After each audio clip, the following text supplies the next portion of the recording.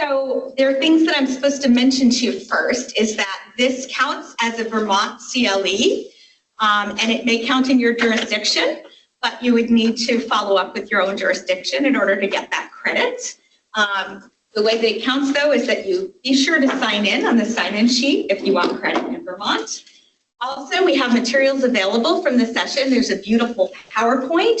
However, we're also going to email that out to everyone afterwards, so you don't necessarily have to pick up the paper. We will be emailing that to you all. And then also, I want to just quickly introduce Nancy Stone and Jessica Brown, our presenters for today, and an especially big thank you to Jessica, who is subbing in at the last moment for Bill Cohen, who came down with an illness and wasn't able to be here with us today. He's okay, he just couldn't come to reunion. So is there anything else that I should announce for the good of the group from your perspective, presenters? So I think covered it. Awesome. Oh, and I'm here at my head. I forgot to introduce myself. Bathrooms are. And the bathrooms are where? Down the hall. Down the hall. There are bathrooms on I'm new here. There are bathrooms down the hall. So it's wonderful to meet you all. Thank you for being here. Thank you. Thank you. Maybe we should each do a tiny introduction of ourselves. Hi, everyone. My name is Jessica Brown. I use she, her pronouns. And I am finishing up my third year at VLGS as an assistant, second year as an assistant professor. I've been here 3 years. I joined the faculty as a visiting professor back in 2021. I used to be a public defender, so I teach criminal law related courses, and I'm also the director of our Center for Justice Reform. I'm Nancy Stone. I came at the same time as Jessica Brown did. My pronouns are she, her. I am a mental health provider here at Vermont Law and Graduate School. I came to Vermont, it will be 4 years this August, and having been a mental health provider in Milwaukee, Wisconsin, working predominantly with individuals who are survivors of intimate partner violence. And my first experience here at the law school was coming in on the first day of 1L orientation. That was my first hour here, and have been immersed in the world of law students and law education since then. As Perrette said, we were originally, this was designed to be a conversation with Judge Cohen, and we will have that conversation. That will probably happen in the fall. He and I have had a conversation about going on the road together and doing that conversation. So, but Jessica Brown has saved me again. She saved me my first semester here and when we did a presentation together. And so today we're going to talk about the notion of what is it like to maintain and nurture mental health and well-being while also practicing the profession of the law. And I'm going to let you start out. Thank you. So I kind of glossed over quickly, but yeah, I had basically a 20+ year career as a public defender before I started teaching here at the law school. So I know about the stress, to put it mildly, I know about the stress of being a practicing lawyer. Even though Nancy asked me to just join her on this panel yesterday, the timing was actually great because I have a little personal anecdote to share. I have an older sister. She's a few years older than me. She is a physician. She works in a hospital. A week ago today, she had major surgery. It was not an emergency. It was a planned surgery. Everything went fine. I was talking to her a few days after the surgery, specifically this past Wednesday. So she had the surgery last Friday. I was talking to her on Wednesday, and she was telling me about how bad she felt, that for all the people who had to cover for her at her job. The surgery went fine. She did stay overnight in the hospital, and it is a surgery that your doctors tell you should plan to take 4 to 6 weeks off after having the surgery. But she was so guilt-ridden about people covering for her at work that by Wednesday of this week, so less than a week after she had the surgery, she had already gone into her office, and she assured me it was only for an hour, but she had already gone into her office. Now, I actually had the same surgery that my sister had almost 4 years ago in November of 2020. And so at the time I was still working at the public defender office. I was also told, plan to take 6 weeks off from your job. And I'll be honest with you, my reaction was, heck yeah. Like as a working person, I have never had 6 weeks off in a row in my adult life, right? So I was like pretty psyched, but also felt extremely guilty. Like I not only, I felt physically better quicker than I thought I would. Like I could, walk around and I could do things. And at that time, it was pre-vaccines, so we were still primarily working remotely. So I absolutely could have sat in a chair at a desk in my home office and done my job, at least part-time, a lot sooner than 6 weeks. The lesson that I had to learn during that time, I think the guilt that I was experiencing was a concern that my workplace couldn't function without me. I was the manager of the public defender office that I worked at. My concern was that the workplace would sort of fall apart without me, and the lesson that I needed to learn was that that would not happen. Like, were they happy when I came back after 6 weeks? Yes. But it didn't fall apart without me. And I said that to my sister, and she said, it's not that I worry that it's going to fall apart without me. It's just this ethos that I have that I'm supposed to suck it up. That if I can do it, I should do it, right? If I can work, I should work. So when Nancy asked me to participate in this panel yesterday, I also did some very basic Googling, and I quickly found an article about lawyer mental health and wellness, and I'm going to share some statistics from it to sort of illustrate where this mentality, I think, comes from.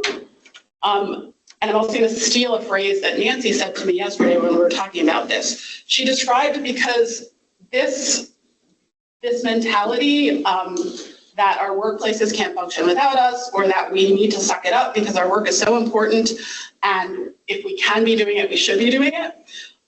It feeds into this. I don't know which came first, but like it feeds this this culture in the legal profession, certainly, and I would say also in the medical profession, of not taking care of ourselves, right? But it doesn't just start when we start working, it actually starts in law school, and I would guess medical school as well. And Nancy, I think, perfectly described this concept yesterday when she used the phrase, what she said to me is, when I started working here, I realized that law school is a form of immersive indoctrination. And I was like, yes, that's exactly right. And what I realized in this conversation about wellness is that unfortunately, part of that indoctrination that starts in law school is this culture of like not getting yourself the help that you need, right? So the blog post I found referenced a survey that's fairly old, like 10 years old, but also had information that had been updated as recently as November of last year. The statistics are terrible. The percentages of law students who report binge drinking and drug use while they're in law school is pretty high. The percentage of law students who screen positive for depression is in the double digits and actually increases over the 3 years that they are in law school. And 42% of respondents indicated they had thought they needed help for emotional or mental health problems in the past year, but only half of those had actually received counseling. Factors that discouraged respondents from seeking help to address their mental health or substance abuse disorder included potential threat to bar admission, potential threat to job or academic status, social stigma and concerns about privacy, financial reasons, believing they could handle the problems themselves, and not having time.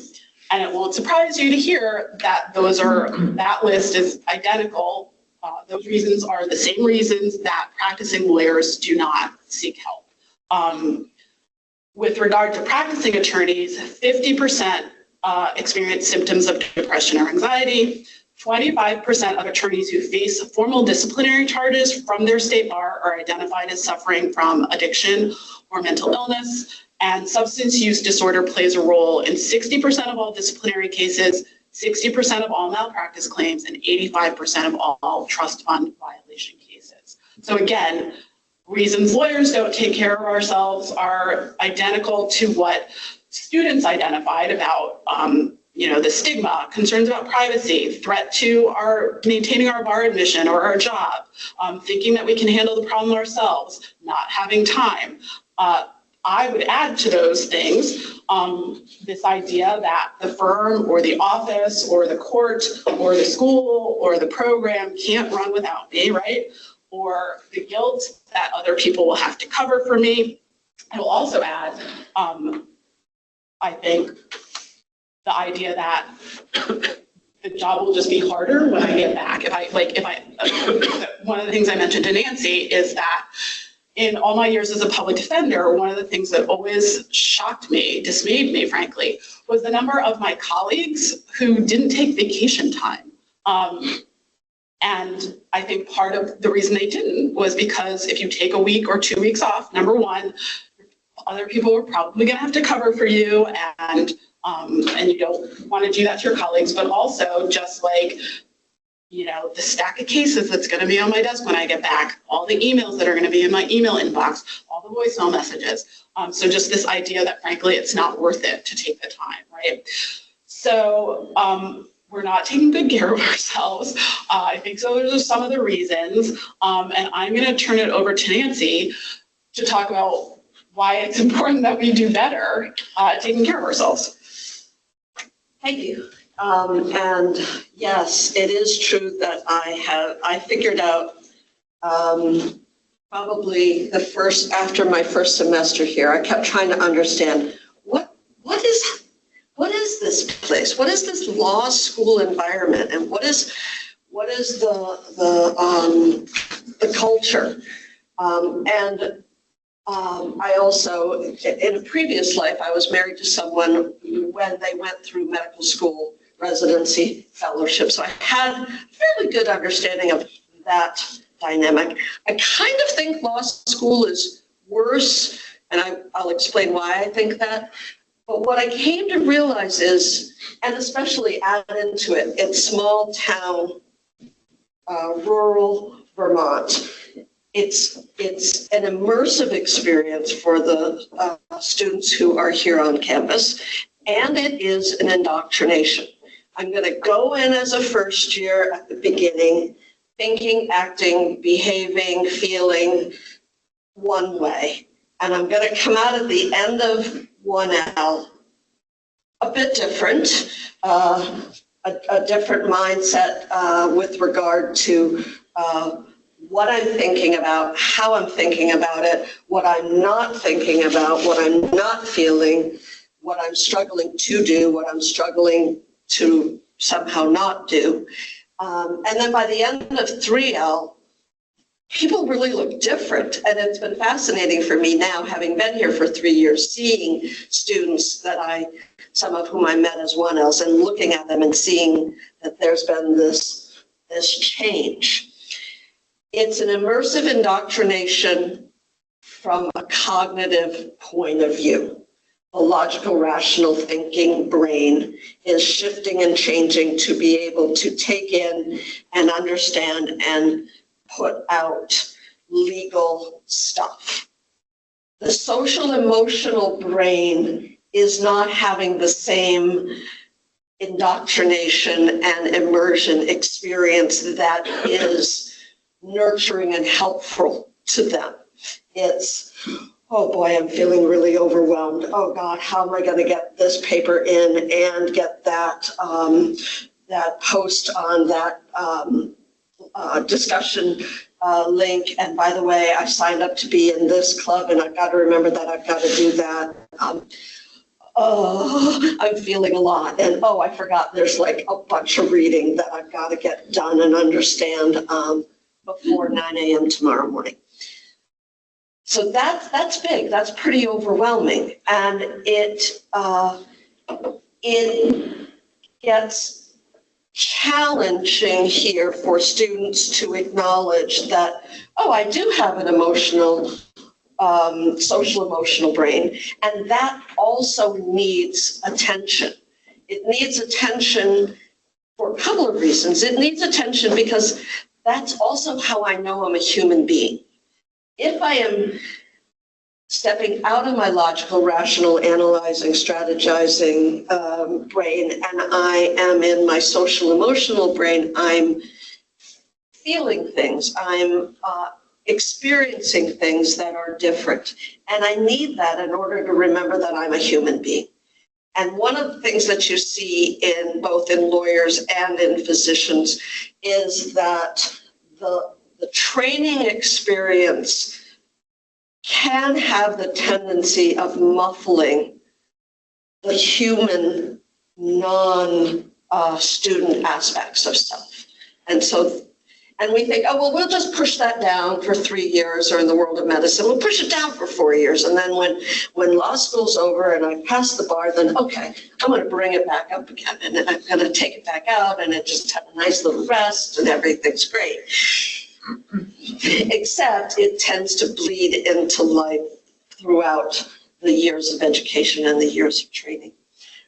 So those are some of the things that I kind of want to talk about. And as I'm thinking about my PowerPoint, I'm asking Brian if he'll start it.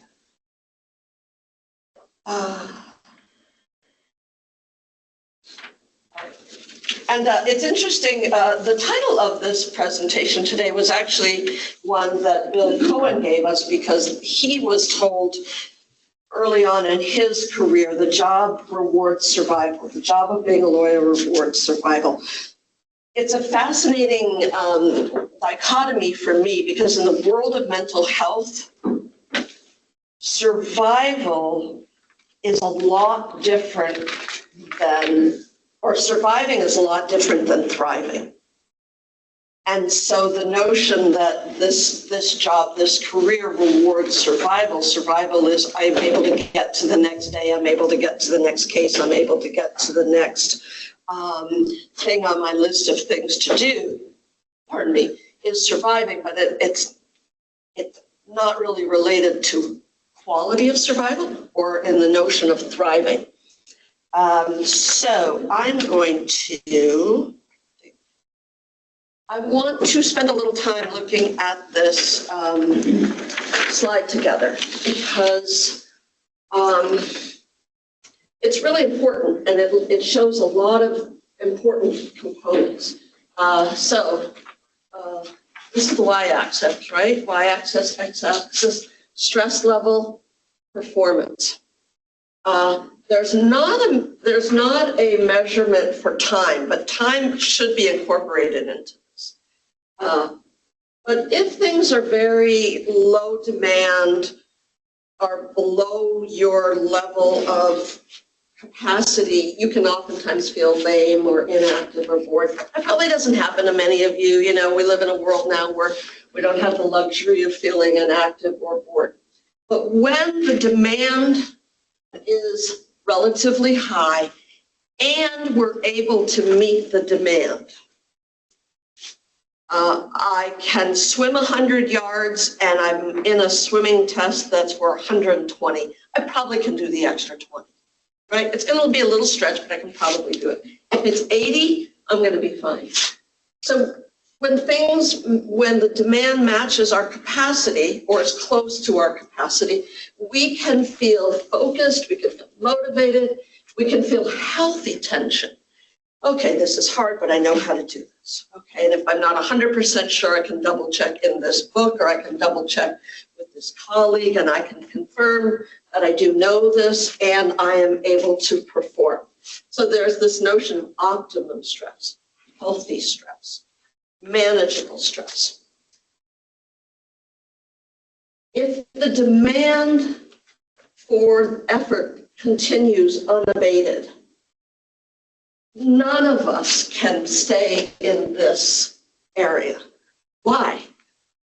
Our brains are not designed to have high demand for extended periods of time without some amount of recharge, some amount of rejuvenation. Rejuvenation can be, I went to sleep and I got 7 hours of sleep. Oh, my brain feels a little bit better. Oh, rejuvenation could be, I walked away from my work, I took a 20-minute walk, I attempted to look at nature, or I attempted to look at what was around me. Even though I am not thinking about the thing on my desk, my brain is having this opportunity to either think of other things or to just recharge a bit. And then I can come back again and I'm able to perform again because I've given myself what my brain and my body require, underscore, require in order to function well in the long haul. When we get out here, the difference between stress and anxiety is in stress, this is hard, I hope I can perform, I hope I have the skills to do this, I'm going to use my efforts to do my best. Anxiety is, I'm a failure.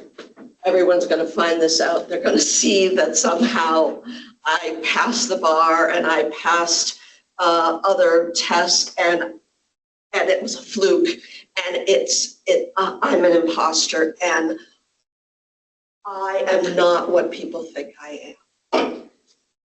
Stress, manageable. Anxiety, not very manageable. Because it taps into the notion, not that, I don't know if I have the capacity to do this, it's, I am not a capable person. I am flawed. I am without skills.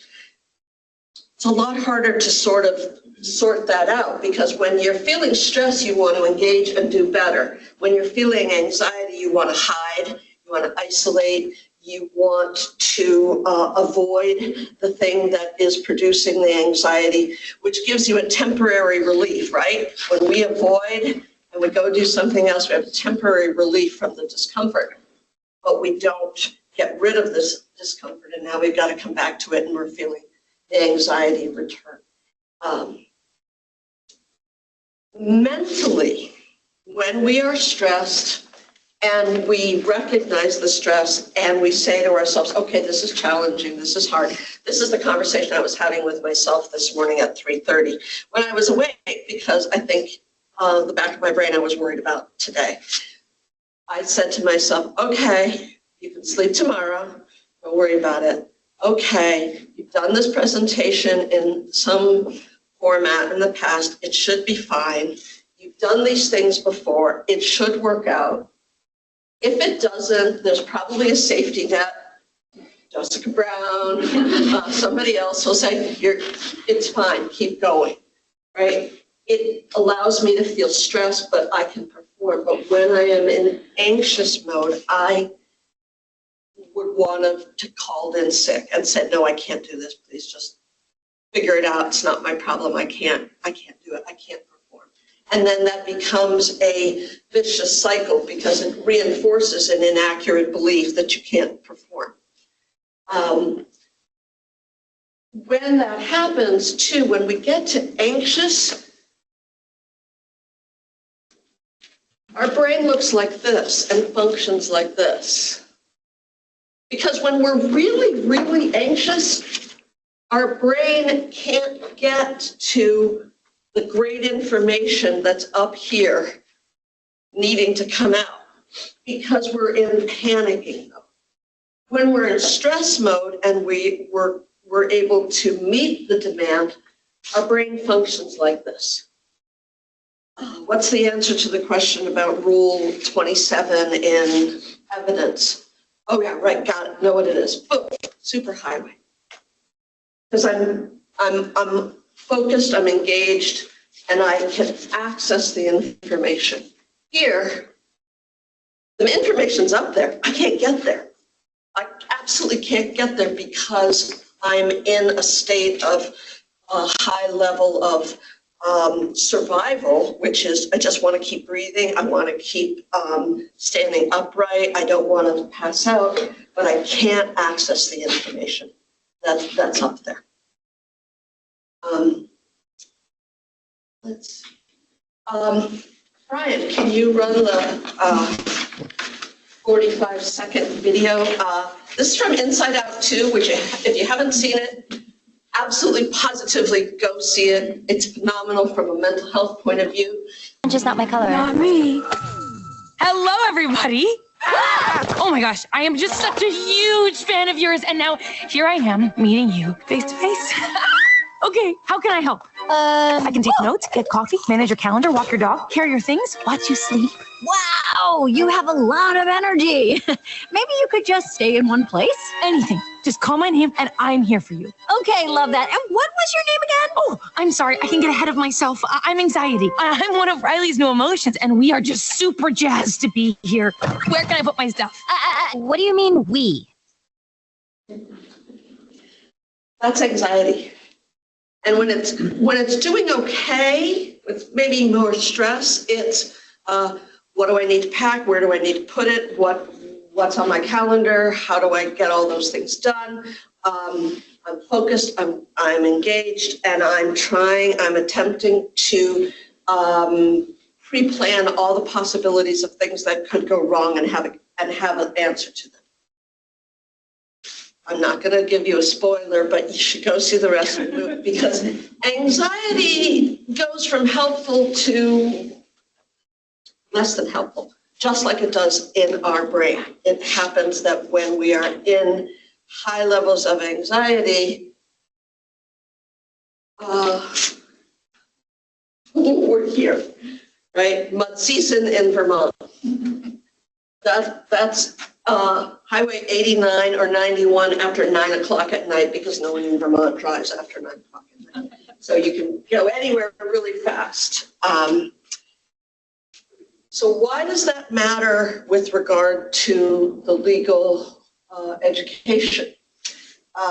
It matters because if we can establish for ourselves coping that allows us to function better to get through the day, then we are able to take that bell curve that I showed you before and stay more in the orange area, yellow to orange of stressed, focused, engaged, doing things. Okay, now I need to take a break. Now I need to recharge my brain and my body. How do I do that? All right, well, healthy coping strategies can make a difference. In the world of mental health, there are coping strategies. Some are healthy, some are unhealthy. And I'm not going to give you a list of coping strategies because it is individual.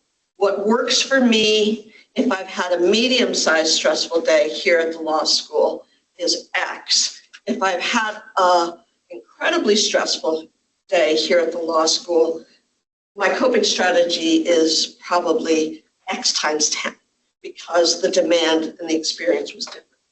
But how you know that something is healthy is first, you have to identify the experience of stress. You have to step back and get into your body and say, what is it that I'm feeling? What is happening here in my body right now? And is it that my chest feels tight? Is it that my head feels like there are rubber bands on it? Does it feel like my stomach is really a knot? So first thing to do is to identify the experience of stress and whatever thoughts and feelings and behaviors show up. recognize it's trying to tell you something. Our bodies are not our enemies. When we're experiencing something, it's your body saying, hey, please take note. Notice what's happening here. So recognize it's telling you something and figure that out so you can address it in a positive way. Well, what do I mean by that? Let's say I've had a day here at the law school in which I've been putting out fires and managing with students that have been pretty overwhelmed. And there have been a number of them. They've kind of come hour after hour. Well, the first thing I'll do is I'll notice, boy, my head feels like it has rubber bands on it. Okay, all right, I'm gonna drive home. Do I need to have more stimulation going into my brain, or do I need it to be silent? What is my body and my brain telling me is beneficial to me in this moment? So I try to figure that out. And then I also try to help my brain to understand that stress is normal and manageable. Oh, this was a stressful day. Okay, if I'm stressed, then that means that I've got to do something for myself tonight in order to go back into work tomorrow and be available for people. What does my healthy coping strategy, what is going to be my healthy coping strategy? And then I test it out and I see if it works. If I scroll through my phone for 20 minutes and I just feel numb, that's not actually a really healthy coping strategy. It just killed some time. If I go put on headphones and listen to a podcast and it takes me out of my own head and lets me either laugh or sing or cry or get outraged about something different, oh, okay, great. I'm now out of the stress experience that I was having, and I am shifting into a different experience for myself. If it's, I need to take a bath because that will calm me, great. Oh, if it didn't work, it doesn't mean it's not a good, healthy coping strategy. It means it isn't working today. It's not working today. Stress is different today. So it's about creating functional coping strategies that match your need.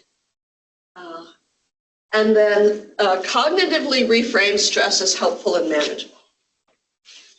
That's when we tell ourselves that, you know, it's good to have a job that is challenging and engaging and taps into our knowledge and our curiosity. That's the term cognitively reframe something is how you turn lemons into lemonade when you're having a challenging time. All right, well, what are the upsides to this? The upside is, well, I'm getting a paycheck, yay. I feel like I'm helping people, great. I'm able to recognize that I have some skill to offer. Okay, so I can cognitively reframe stress into something helpful. And the last one, practice self-compassion, is a big one. I'm a human being. I had a rough day. I have to not beat myself up, because beating myself up takes a lot of mental energy, leaves me feeling worse, and it's not a very good model for others around me. If I start to say, oh, I can't believe I did so badly and I'm so dumb and I can't believe that I am not capable of doing this job, that is not practicing self-compassion. Instead of saying, well, the demand is really high right now, and it makes sense that I'm feeling stress. Yeah, everybody feels stress at times. And I want to be compassionate with myself, and I want to be compassionate with other people around me if I'm noticing that they're experiencing stress. So that's what healthy coping strategy looks like. Unhealthy does not address the feeling you're having. And back to what Professor Brown was saying with regard to some of the numbers, the statistics with regard to substance use, that fits under the category of an unhealthy coping strategy, and it doesn't address the feeling that you're having. Taking a substance works because it disengages you from your present life for a period of time. It may numb you out for a period of time. It may give you the opportunity to feel a different sensation for a period of time. So yes, it works, and it doesn't work because it doesn't address the feeling that you're having in a way that can be helpful and productive over the long haul. It creates the opportunity for harm to self or harm to others. Trauma, hangover, risky behaviors, guilt, shame, damaged relationships. It there's unhealthy coping strategies. It tends to leave a wake, like a boat leaves a wake. And then you have to deal with all of those aspects of the damage that it's done. And it doesn't give your body, mind, and spirit the opportunity to recharge. It just pushes the problems and the feelings down for a while. And if we lived in a magical world, they'd go away. But in the world we live in, which is not magical, they don't go away. And then they're there. And so then we have to deal with them with the potential that there's more to deal with. They don't allow your brain to shift from stress mode to restorative mode. And it increases the opportunity for anxiety-based responses. So coping is highly individual. What works for me on Monday might not work for me on Friday. What works for President Smola on Tuesday might not work for him on Saturday. You try things out, you see, you notice, you spend some time noticing, when I'm doing this coping strategy, do I get some relief? Do I feel a lessening of the stress or anxiousness that I'm experiencing? Do I feel some positive feelings? So that's kind of how you can figure out whether it's working or not. What we know from brain research is that our brains, to work optimally, we must factor in downtime, rest, recharging activities.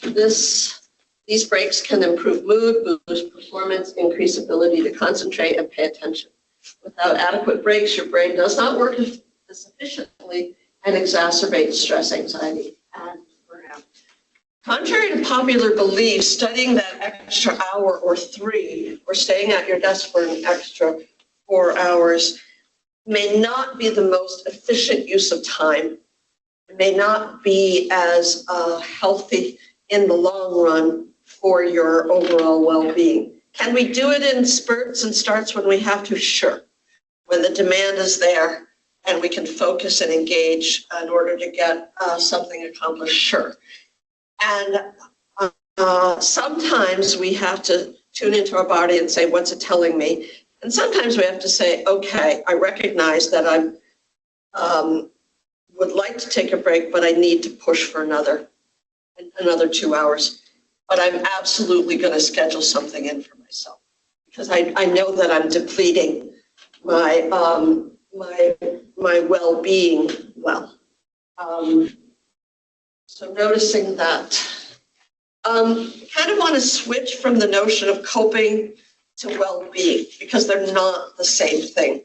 All the coping in the world will not get you to a place of a overall high quality of life.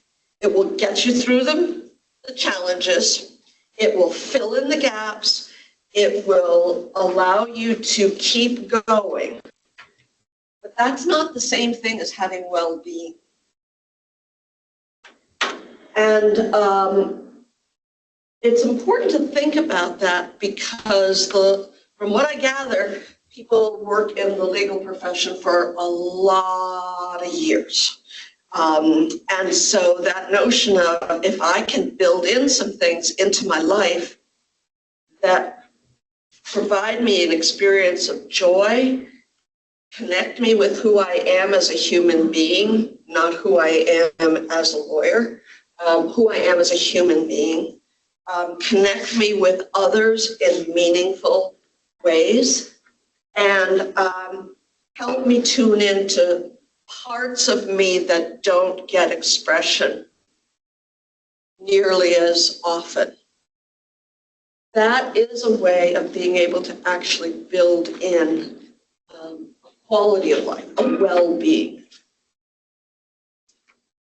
As it says here, it's important because it allows one to navigate their life with a sense of competence, satisfaction, and it expands the quality of their life experiences. So how do we figure out what we need, what we individually need for well-being? We have to get quiet long enough that we can begin to notice what things bring us joy, what things take our mind out of the fracas that's normally it is experiencing, and quiets us down and brings forth in us things that resonate. And maybe resonating is an important concept, something that really resonates with me. When I do X, I notice time falls away sometimes. I am able to really be in my body, and I'm able to engage parts of my brain that don't have the opportunity of being engaged most of the other times of my life. It brings me a level of curiosity and engagement, and it brings me the notion of joy in some way, shape, or form. And it also allows me to feel feelings that normally I'm not very able to engage with. I thought before this presentation started, I was going to write on the board something like, think about what your favorite thing to do when you were 5 years old, 10 years old, 15 years old, 20 years old. Because I think a lot of those parts of us are still in there. I still have my 5-year-old in me. I still have my 10-year-old, my 15-year-old. And when we're younger, we are much better at being able to go, oh, I like that and not that. Oh, I want to do that, but I don't want to do that. Oh, that's curious to me. Oh, I want to see where that goes. Those aspects of us are still inside and are oftentimes can be connected to well-being because it can begin that process of curiosity.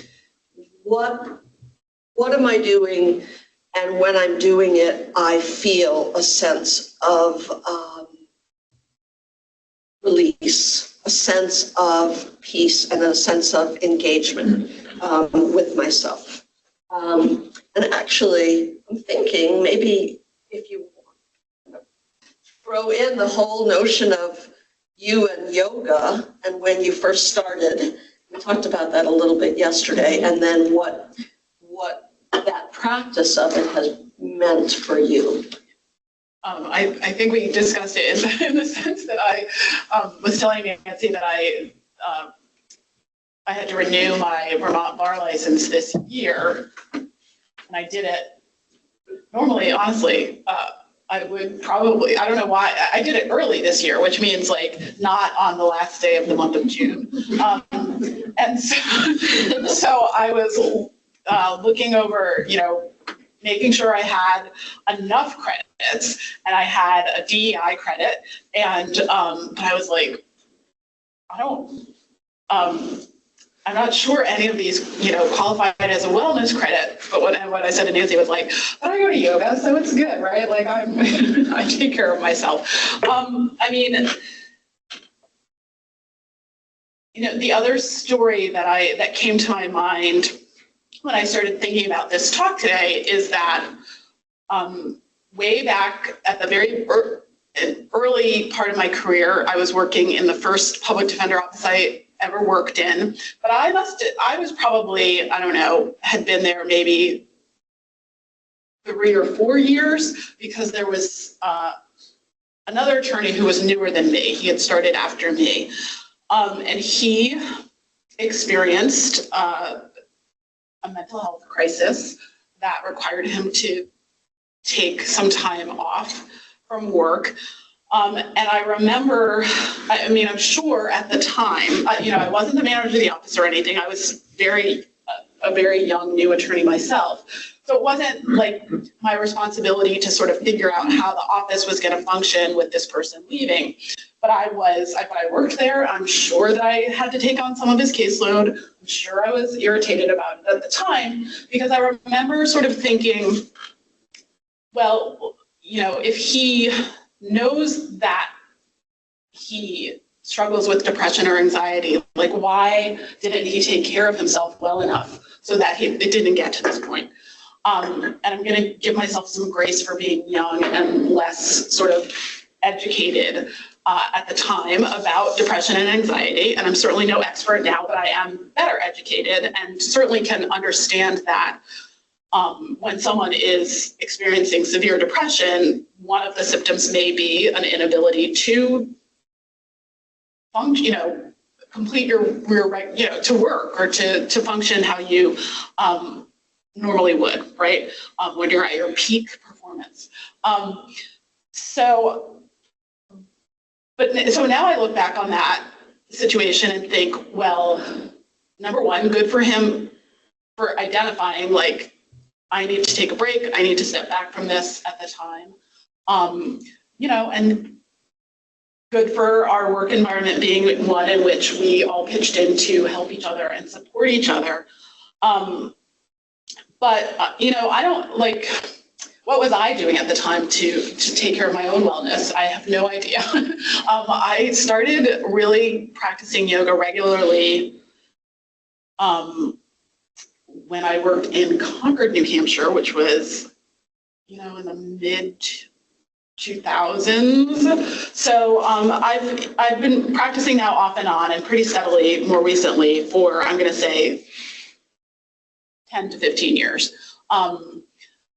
And so when I look at sort of the difference between coping and practicing well-being, yoga and fitness for me is what is listed on this, I don't know if you've gone to it yet, but this next slide, as a lifelong practice, which adds quality and meaning to my life. So kudos for me for doing something to take care of my wellness. And I guess the point that I want to make about that anecdote from about my colleague is that I do think that as lawyers, we have a responsibility to take care of ourselves. So it's first and foremost so that we can have the life that Nancy's been talking about, right? So that we can navigate our life with a sense of competence, satisfaction, and expand the quality of our life experiences. Like, we all deserve that, right? We all deserve abundance and joy in our lives. So that's first and foremost the reason, right? Because being a lawyer is, on one of these slides, it talked about facing challenges, and I was like, well, that's the practice of law, right? Every case is a new challenge. So it's stressful, it's challenging, and we deserve to take care of ourselves so that we experience abundance and joy in life, and also to be good lawyers, right? Right, exactly. Because it turns out that if we think about ourselves and our desire to perform in our career well. It means that we have to do things that take care of us separate of our work so that we can perform well. And so that our whole brain, not just our logical, rational, analytical, strategic brain, gets to be engaged. I put up this slide to help people with the difference between coping and well-being. Because I'm not technologically savvy, I couldn't get this to play the music, but in both of those, the theme song for coping, right? John Lennon, whatever gets you through the night, right? Whatever gets you through that moment, that's what coping is. That's a good thing so that we can get to the next day. Nina Simone, I'm feeling good, and I'm sure almost everybody knows that song. That's a whole different melody, and that's a whole different way of being. It is about recognizing that you are a human being who is part of this place, has goals and dreams for self, is connected to others, and sees that being in a healthy headspace and body space is it's worthwhile. It matters.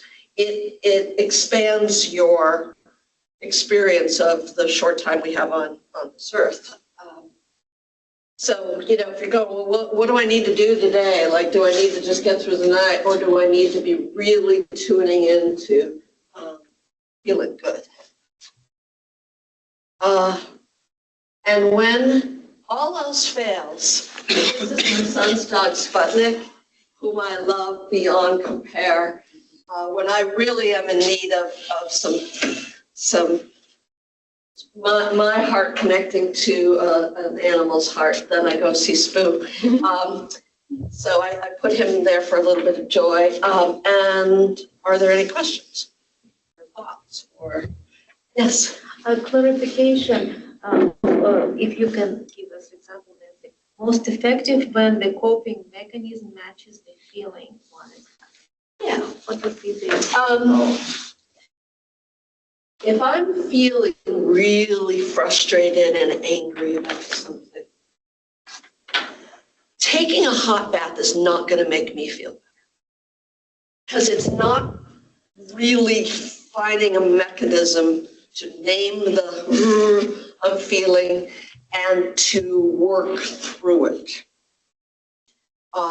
It might be going on a bike ride, pedaling as fast as I can for 20 minutes. It might be, and I used to do this at my old job because I drove alone, so it didn't matter what the other person there was no other person in the car. I would listen to really loud banging music because it matched the anger and the frustration that I was feeling. And it amplified it. And by the time I got home, usually I could ratchet it down to a little. So thinking about, and when we go back to healthy, I've lost all, healthy. Identify the experience of the stress, recognize it's telling you something, and then figure out what's the thing that I'm feeling and what might work to resolve. And it's an experiment, right? So if I'm feeling anxious and I decide that I'm going to scroll my phone, and then 20 minutes go by and I go, I'm not actually less anxious. Well, that wasn't a good coping strategy. That didn't meet the feeling that I'm having. And I learned early on in my therapy education that instead of just reading on a blog or a link, the 20 best coping strategies. No, I've got to ask myself, what are my coping strategies based on what I'm feeling, based on what's worked in the past, and then do an experiment and see if it works today. And if it doesn't work, all right, it's not that there's something wrong with me. It just doesn't match where I'm at today, right now. Okay, what do I need?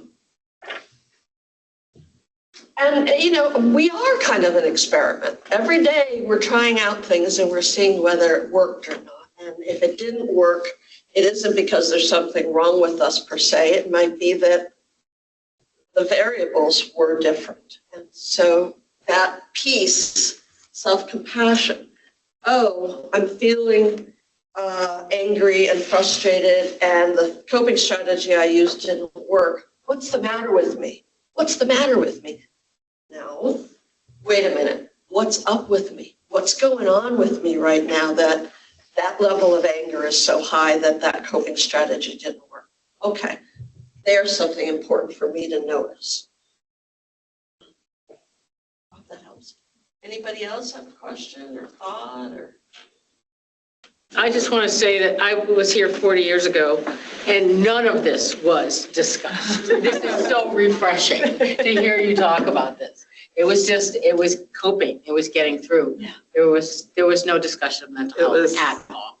Suck it up, buttercup. Yep. Suck it up, buttercup, right? Right. And then what's the matter with me? Everybody else looks like they are sucking it up fine, and what's the matter with me that I'm not?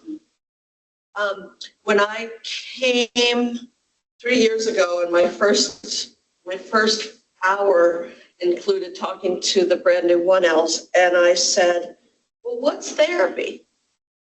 Therapy is, gee, something in my life isn't quite the way I want it to be. What would happen if I went and sought out somebody so that maybe my present and my future could be better or different? That's what therapy is. That's what working on self is. See, something's not quite great. What can I do to make it better or different? And yes, it would be lovely if we were doing more of the efforts in a proactive way before the stuff hits the fan and it's midterms and everybody's in a place that they all believe that they're the one stupid person here at the law school and everybody else is the brightest bulb in the chandelier. That would be great if we could somehow nip some of those thoughts earlier and help people to recognize that we're all just human beings trying to learn something. And I think the dream is, right, that if we, and it's not really a dream because we're trying, that if we change the culture around talking about wellness in law school, that will then extend as we send these babies out into the world to be lawyers. Because I'll tell you, one of the things I love about Gen Z is that they do not just accept the status quo and will not just be told to suck it up and go merrily on their way. They will talk back to you. They will tell you why that's not a good idea. So I appreciate that about them. Other thoughts, impressions, questions? I have a question, Jessica, to you, like with your sister, like the same surgery, the same situation and the feelings. And so in your experience, like, so did you take the 6 weeks? Heck yeah, I did. And she didn't. Well, I mean, she went into work for an hour within a week of getting her surgery. So I suspect she is not going to take the full 6 weeks. But she did send me a picture yesterday. Yeah. She only went in for like a little while, but I'm sure she's not going to take a full 6 weeks. She did send me a picture from the couch yesterday. So as I'm listening to this, because like it's almost like detention after the school if the student has failed, and if they put them back in the classroom with nothing to do, it's boring. And it's almost like I think that maybe because you are putting the value, okay, I have this time and I could be doing this, it's like with my puppy Mocha, she could be like, when nothing is going on in the house, she's sleeping there almost like a cat. But as soon as she sees me going out, she's like perking up, she wants to run. So like shifting like the gears, like creating, like it's almost like preparing for, especially if it's a planned surgery. And I love about the titrations, like recharging stations. Like, and I actually started using it in my parenting. Like, if I visit some children, like I know that it's birthday party, I want to being like in the ventricle nervous system. Like, so I'm showing up and like taking care of like some potential stress and creating that recharging station. Kind of like, so I'm so glad. I will just say, and then we are at an hour, so you've all earned your credit. Congratulations.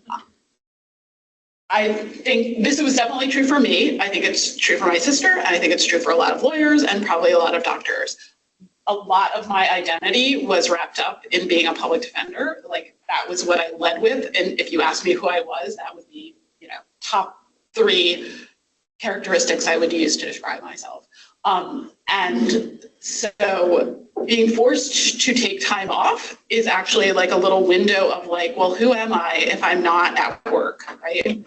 And so I definitely think that that's part of what my sister is experiencing. Also, she's preparing to be an empty nester in the fall as her second child goes up to college. So she's really facing like, who am I without, you know, as she approaches retirement, as she approaches empty nester, she's getting like a little 6-week window into figuring out who she is without those parts of her identity being so dominating so much of her life. Right? So, well, thanks for coming, everybody.